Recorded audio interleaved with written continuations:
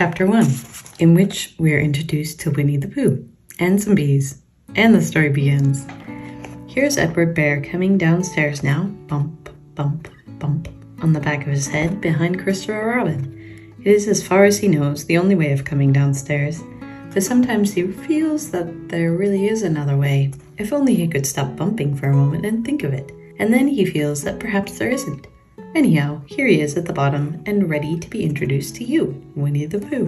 When I first heard his name, I said, just as you were going to say, but I thought he was a boy. So did I, said Christopher Robin. Then you can't call him Winnie. I don't. But you said, he's Winnie-the-Pooh. Don't you know what "thir" means?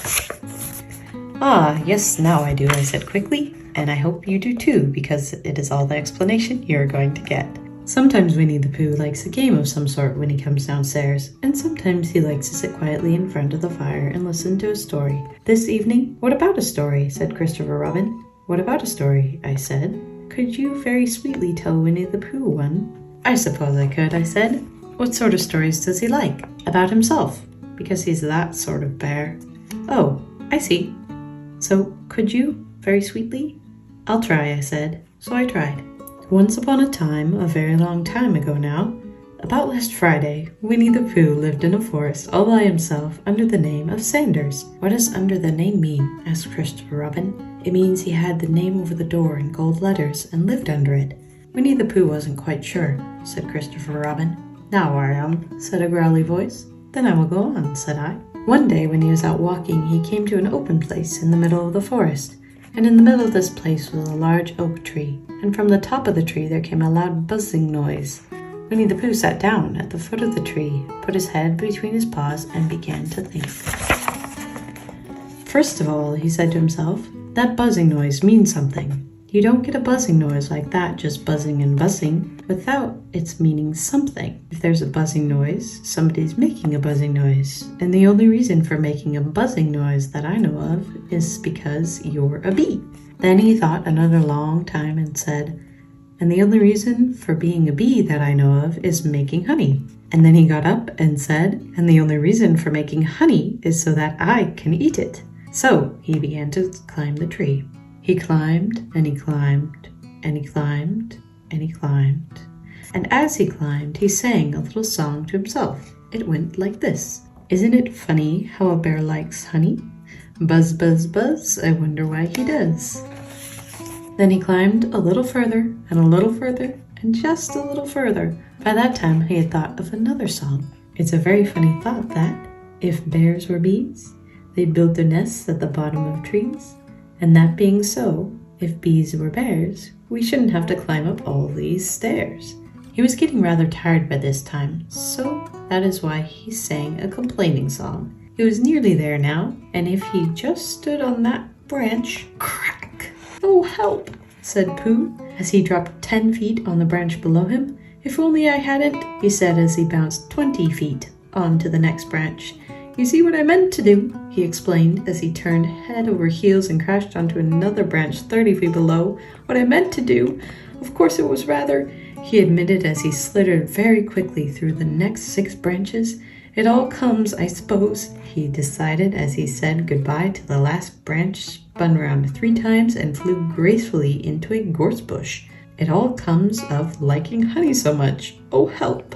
He crawled out of the gorse bush, brushed the prickles from his nose, and began to think again. And the first person he thought of was Christopher Robin. Was that me? Said Christopher Robin in an odd voice, hardly daring to believe it. That was you. Christopher Robin said nothing, but his eyes got larger and larger, and his face got pinker and pinker. So Winnie-the-Pooh went round to his friend Christopher Robin, who lived behind a green door in another part of the forest. Good morning, Christopher Robin. Good morning, Winnie-the-Pooh, said you. I wonder if you got such a thing as a balloon about you. A balloon? Yes, I just said to myself coming along, I wonder if Christopher Robin had such a thing as a balloon about him. I just said it to myself, thinking of balloons and wondering. What do you want a balloon for, you said. Winnie-the-Pooh looked around to see that nobody was listening, put his paw to his mouth, and said in a deep whisper, Honey. But you don't get honey with balloons. I do, said Pooh. Well, it just happened that you had been to a party the day before at the house of your friend Piglet, and you had balloons at the party. You had a big green balloon, and one of Rabbit's relations had a big blue one, and had left it behind, being really too young to go to a party at all. And so you brought the green one and the blue one home with you. Which one would you like? You asked Pooh. He put his head between his paws and thought very carefully. It's like this, he said. When you go after honey with a balloon, the great thing is not to let the bees know you're coming. Now, if you have a green balloon, they might think you were only a part of the tree and not notice you. And if you have a blue balloon, they might think you were only a part of the sky and not notice you. Then the question is, which is most likely? Wouldn't they notice you underneath the balloon, you asked? They might, or they might not, said Winnie-the-Pooh. You can never tell with bees. He thought for a moment and said, I shall try to look like a small black cloud. That will deceive them. Then you had better have the blue balloon, you said. And so it was decided. Well, you both went out with the blue balloon, and you took your gun with you, just in case, as you always did. And Winnie-the-Pooh went to a very muddy place that he knew of, and rolled until he was black all over. And then, when the balloon was blown up as big, and you and Pooh were both holding onto the string, and you let go suddenly, and Pooh Bear floated gracefully up into the sky and stayed there, level with the top of the tree and about 20 feet away from it. Hooray, you shouted. Isn't that fine, shouted Winnie-the-Pooh down to you. What do I look like? You look like a bear holding onto a balloon, you said. Not, said Pooh anxiously, not like a small black cloud in a blue sky? Not very much. Ah, well perhaps from up here it looks different.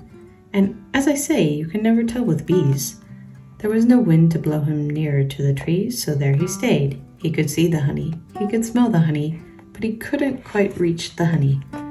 After a little while he called down to you. Christopher Robin, he said in a loud whisper. Hello? I think the bees suspect something. What sort of thing?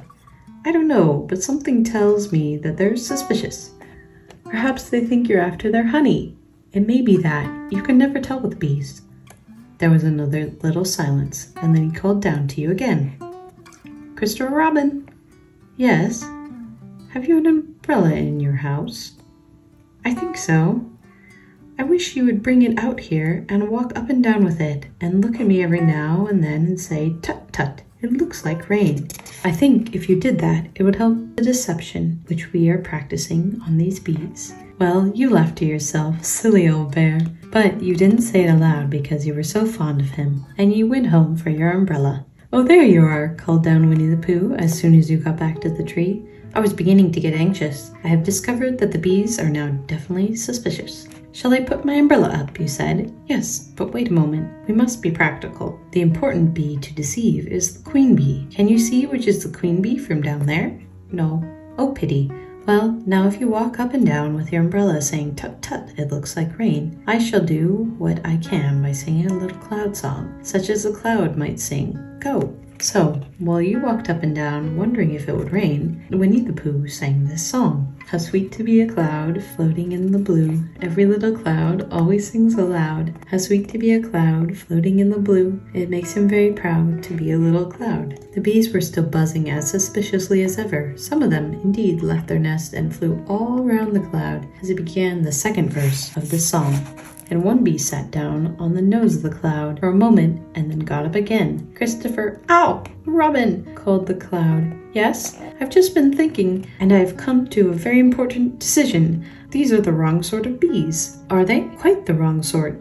So I should think that they would make the wrong sort of honey, shouldn't you? Would they? Yes, so I think I shall come down. How? Asked you. Winnie-the-Pooh hadn't thought about this. If he let go of the string, he would fall. Bump, and he didn't like the idea of that, so he thought for a long time, and then he said, Christopher Robin, you must shoot the balloon down with your gun. Have you got your gun?